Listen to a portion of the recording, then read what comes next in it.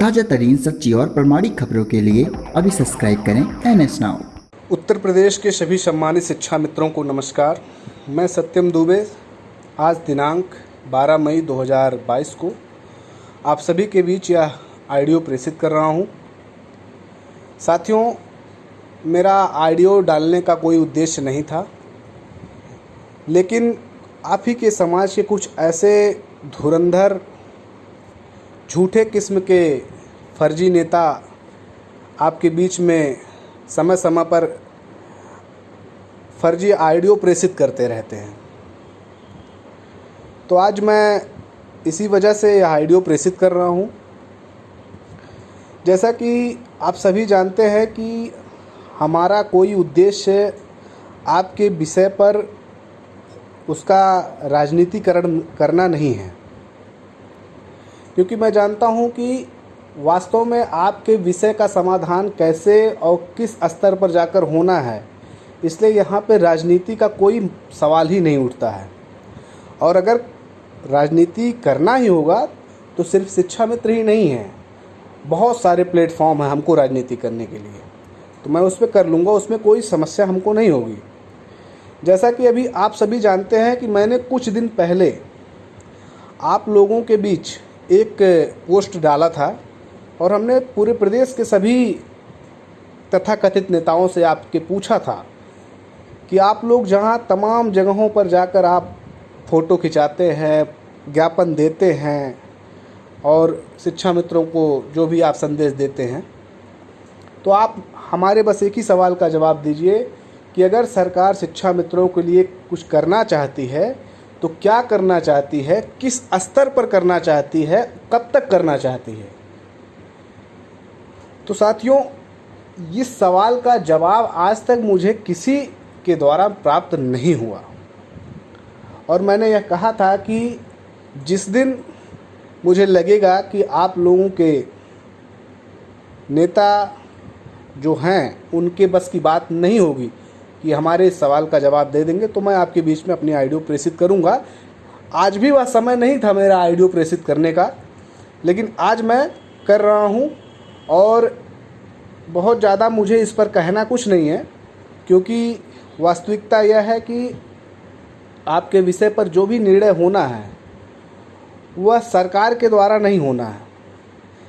आपके विषय पर जो भी नीति और जो भी जियो बनना है वह संघ की तरफ से डिसाइड होना है। हमने अभी पोस्ट अपने माध्यम से ही डलवाया था कि आपके विषय पर संघ कार्यालय की तरफ से एक महत्वपूर्ण बैठक रखी गई है, जिसका मुख्य उद्देश्य है कि शिक्षा मित्रों के समस्या का समाधान होना।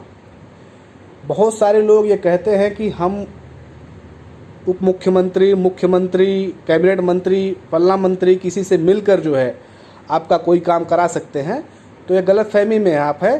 कोई आपके कार्य को जब तक संघ इसका एजेंडा नहीं तैयार करेगी तब तक कोई मंत्री, उप मुख्यमंत्री कुछ नहीं कर सकता। साथियों, इसी विषय को लेकर हमारी एक बहुत पहले मीटिंग हुई थी, जिसके बारे में हमको ऊपर से सख्त निर्देश हुआ था कि इस विषय का कोई राजनीतिकरण नहीं होना चाहिए और ख़ास करके अपने नेताओं को इस विषय से दूर रखिएगा। मैंने वही काम किया और मैं वही करते चला आ रहा था। कल 13 तारीख शाम को 3 बजे वर्चुअल मीटिंग का समय मिला है, जिसकी वजह से मैंने अपने कुछ लोगों को जुड़ने के लिए उसमें हमने इनवाइट किया है, और लिंक भी उन्हीं लोगों को जाएगा जो नेता टाइप के लोग नहीं हैं, क्योंकि इस मीटिंग का मुख्य उद्देश्य है, थोड़ा सा आपको हिंट मैं देना चाहता हूँ कि आपका कार्य किस स्तर पर होगा और कैसे होगा। तो साथियों, आप इतना मान के चलिए, सर्वप्रथम आपके कार्यों का वर्गीकरण होगा, क्योंकि जब मैं उस मीटिंग में, संघ के मीटिंग में शामिल हुआ था, तो हमसे सबसे पहले यही सवाल पूछा गया कि वास्तव में शिक्षा मित्रों का कार्य क्या है। उनकी तरफ से पूछा गया कि शिक्षा मित्रों का कार्य क्या है, तो हमने भी वही जवाब दिया कि भाई साहब, जो कार्य हेडमास्टर, जो कार्य सहायक अध्यापक, जो कार्य ये लोग कर रहे हैं वही कार्य शिक्षा मित्र भी कर रहा है, पढ़ाने का। तो उनकी तरफ से सीधा सा एक ही संदेश मिला कि यही सबसे बड़ी समस्या है कि आपके कार्य कोई डिसाइड ही नहीं है, आपके लिए कोई ठोस नियमावली बनी ही नहीं है। जो आप मांग करते हैं, आपके मांग के अकॉर्डिंग कोई नियमावली पहले सरकार बनाए। तो कहने का मतलब ये है कि आप, कोई ज़रूरी नहीं कि वही कार्य शिक्षा मित्र भी करे जो कार्य सहायक अध्यापक कर रहे हैं। आपके कार्यों का वर्गीकरण करके हो सकता हो कि आपके लिए कोई दूसरा कार्य निर्धारित कर दिया जाए, जिसमें आपको परमानेंट कैटेगरी में रखकर वेतनमान सरकार के द्वारा फिक्स किया जा सके। तो इसी विषय को लेकर संघ कार्यालय की तरफ से कुछ महत्वपूर्ण लोग हैं जिनके साथ आपकी वर्चुअल वार्ता होनी है, और उसमें इस मीटिंग में वही लोग जुड़ेंगे जो वास्तव में शिक्षक हों, शिक्षक की मर्यादा में रहते हों। जैसे इसके पहले हम लोगों ने आदरणीय महाराज जी के नेतृत्व में सब कुछ हर स्तर पर जितना संभव प्रयास करना था हम लोगों ने किया, और महाराज जी ने भी पूरी ईमानदारी के साथ किया। लेकिन हमारे ही बीच कुछ ऐसे झूठे किस्म के नेता थे जो आज अपने आप को प्रदेश अध्यक्ष बताते हैं। वो हमारे ही पीठ पीछे तमाम अनर्गल आइडियो प्रेषित करते रहते थे कि आप सहायक अध्यापक बनेंगे, आप समायोजित होंगे, बहाली होगी आपकी। वो बहाली के नीचे कभी बात ही नहीं करते थे। फिर वही शिक्षा मित्र हमसे जब फ़ोन करके पूछते, भैया ऐसा ऐसा आपके संगठन से जो है टीम से आइडियो आया, मैं बोलता था भैया जो भी होना है वो आपके सामने आएगा। हमारी वार्ता हुई है, हमको आश्वासन मिला है कि आपके विषय पर चर्चा चल रही है, बाकी जो सामने आएगा मैं वही बता सकता हूँ। तो ऐसे ऐसे झूठे किस्म के लोग हमारे साथ में तब भी थे और आज भी आप लोगों को गुमराह कर रहे हैं, और उनसे तनिका भी दाल गलने वाला नहीं है, क्योंकि जो भी नीतियाँ डिसाइड होनी वो माननीय संघ की तरफ से होना है, और इसमें किसी की भी नेता नगरी नहीं चलने वाली साथियों।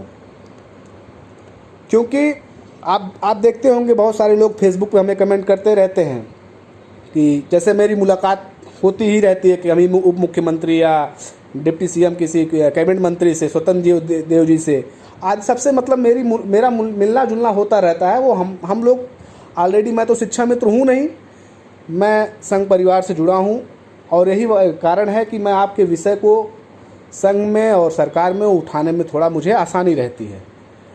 बाकी आपके शिक्षा मित्रों ने, आपके अन्य संगठनों ने क्या किया आप सभी को अच्छी तरह से पता है। मेरा मुख्य उद्देश्य है कि अगर मैं इसमें हाथ लगाया हूं तो ईमानदारी के साथ आपके विषय पर कोई राजनीति ना हो, और उस रास्ते की तलाश करता रहता हूं जिससे आपका सटीक रास्ता निकल सके, आपकी समस्या का समाधान हो सके। उसके बावजूद भी किस तरह से प्रोपोगंडा बना के लोग आप लोगों को गुमराह करते हैं, जबकि वास्तविकता ये है कि मैं मिलता तो सबसे हूँ, चाहे मैं कैबिनेट मंत्री से मिलूं, चाहे मैं उप मुख्यमंत्री से मिलूं, लेकिन बस की उनके भी बात नहीं है जब तक ऊपर से आपके लिए कोई एजेंडा डिसाइड नहीं होगा। उसी को लेकर आपके विषय पर एक महत्वपूर्ण मीटिंग कल रखी गई है। मेरा आपके विषय पर कोई राजनीति करने का कोई मकसद नहीं है। कल की मीटिंग के बाद जो भी निर्णय होना है वह उसका जियो संघ कार्यालय की तरफ से तैयार होकर मुख्यमंत्री जी के पास जाएगा। मुख्यमंत्री जी को उस पर निर्णय करना है कि इस आधार पर आप शिक्षा मित्रों को इस कार्य क्षेत्र में आपको लगाना है, इनको परमानेंट कैटेगरी में रखना है, कैसे क्या करना है, इसके बाद ही डिसाइड होगा। बहुत ज़्यादा मुझे कुछ कहना नहीं है, बस इतना ही कहना चाहता हूँ कि मैं आपके समस्या के समाधान के लिए हमारे पास जो हमारी शक्ति है, जो हमारी कार्यशैली है, जितनी ईमानदारी हमसे हो सकती है। आप भी जानते हैं कि इसके पहले हम लोगों ने जितना मेहनत किया, अयोध्या से लेकर लखनऊ, वाराणसी, दिल्ली, एक भी मतलब कहीं छूटा नहीं था। अब वही है कि सफलता नहीं मिली तो भले गालियां सुनना पड़ रहा है, लेकिन मेहनत में कोई कमी तब भी नहीं थी, और आज भी ईमानदारी और मेहनत में कोई कमी नहीं है। जो सटीक रास्ता है उसी पे चलने का प्रयास करता हूँ। बाकी हनुमान जी का आशीर्वाद है, आप लोगों का आशीर्वाद रहेगा तो निश्चित है कि इस ईमानदारी का फल बहुत अच्छा मिलेगा, और आप लोगों को वह चीज़ ज़रूर मिलेगा जो आप चाहते हैं। मैं बहुत ज़्यादा इस पर भविष्यवाणी तो नहीं करूँगा, क्योंकि जब तक मुझे सामने कोई सटीक चीज़ आए ना। तो इस विषय को लेकर कल हमारी वर्चुअल मीटिंग है, और हमारी पूरे प्रदेश में अच्छे जो शिक्षित लोग हैं, शिक्षा मित्र हैं, उन लोगों से बातें भी हो चुकी हैं, उनकी लिस्ट भी तैयार हो चुकी है। कल सभी लोगों के पास वर्चुअल लिंक जाएगा और सब लोग शांति से जुड़ेंगे। इसी के साथ मैं अपनी बातों को समाप्त करता हूँ। अगर मेरी बातों से किसी को ठेस पहुँची हो तो मैं उसके लिए माफ़ी चाहता हूँ। मैं फाइनली फिर बोल रहा हूँ कि मेरा शिक्षा मित्रों के साथ राजनीति करने का कोई एजेंडा नहीं है। बहुत सारे लोग हैं शिक्षा मित्रों हमारी उम्र के बहुत सारे शिक्षा मित्रों के बच्चे हैं, बेटे हैं, कुछ ना कुछ कर ही रहे हैं। हम भी अपना कोई ना कोई काम कर ही रहे हैं। और अगर भगवान ने कुछ बुद्धि विवेक दिया है तो आप लोगों के लिए ईमानदारी के साथ प्रयास करता हूँ। फाइनली इस रास्ते पे पहुँचा हूँ कि जो भी काम आपका होना है, जब तक उस पर संघ का हाथ नहीं होगा तब तक आपके कार्यों को कोई डिसाइड नहीं कर सकता। और वह समय आ गया है, संघ आपके साथ है और बहुत जल्दी आपके कार्यों का वर्गीकरण करके आपको आपकी समस्या का समाधान होगा। धन्यवाद। जय श्री राम, जय हिंद।